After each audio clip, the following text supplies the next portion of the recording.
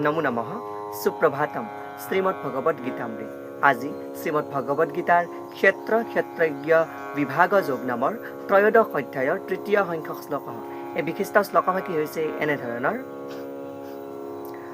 ক্ষেত্ৰজ্ঞং চাপি মাং বিদ্ধি সৰ্বক্ষেত্ৰেষু ভাৰত।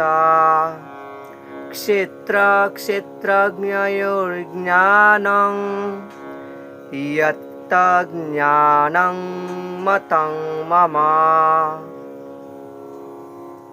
এই বিশিষ্ট শ্লোকভাগীৰ অসমীয়া অৰ্থ হৈছে এনেধৰণৰ: হে ভৰতবংশধ্বজ, মোক তুমি সকলো দেহতে থকা ক্ষেত্ৰজ্ঞ বুলি জানা উচিত, আৰু দেহটোক আৰু দেহত থকা যি জানতা বা ক্ষেত্ৰজ্ঞ, সেই জনাটোও হ'ল মোৰ জ্ঞান।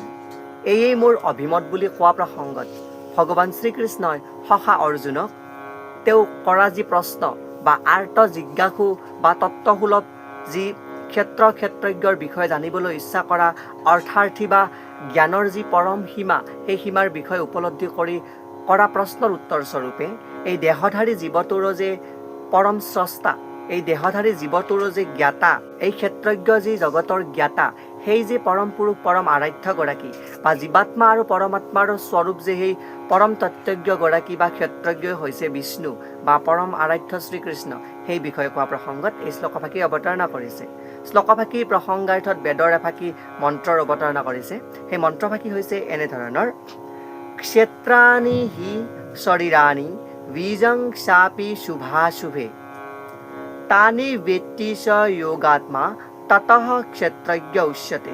অৰ্থাৎ এই দেহটোক ক্ষেত্ৰ বোলে, আৰু ইয়াৰ ভিতৰতে দেহটোৰ গৰাকী আৰু পৰমেশ্বৰ সোমাই থাকে, আৰু পৰমেশ্বৰে দেহ আৰু দেহৰ গৰাকী উভয়কে জানে। সেইবাবে ভগৱানক সকলো ক্ষেত্ৰৰে জ্ঞাতা বা জ্ঞেয় বুলিও ইয়াত উপস্থাপন কৰিছে। এয়াই উক্ত বিশিষ্ট শ্লোকভাগীৰ সৰল গুঢ়াৰ্থ। আৰু এই প্ৰসংগত কৃষ্ণ যজুৰ্বেদৰ শ্বেতশ্বেতৰ উপনিষদৰ প্ৰথম অধ্যায়ৰ দ্বাদশ সংখ্যক মন্ত্ৰৰ অৱতাৰণা কৰিছে। সেয়া হৈছে এনেধৰণৰ: ভোক্তা ভোগ্যং প্ৰেৰিতাৰং চ মত্ত্বা সৰ্বং প্ৰোক্তং ত্ৰিবিধং ব্ৰহ্মং এতৎ। অৰ্থাৎ ব্ৰহ্মৰ বিষয়ে তিনি ধৰণৰ ধাৰণা আছে।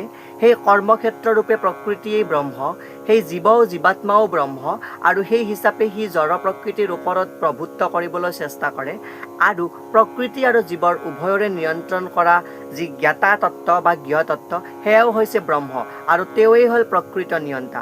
অৰ্থাৎ এই ক্ষেত্ৰজ্ঞ তেওঁ, আৰু এই ক্ষেত্ৰও হৈছে তেওঁ। এয়াই উক্ত বিশিষ্ট শ্লোকভাগীৰ সৰল গুঢ়াৰ্থ। ধন্যবাদ।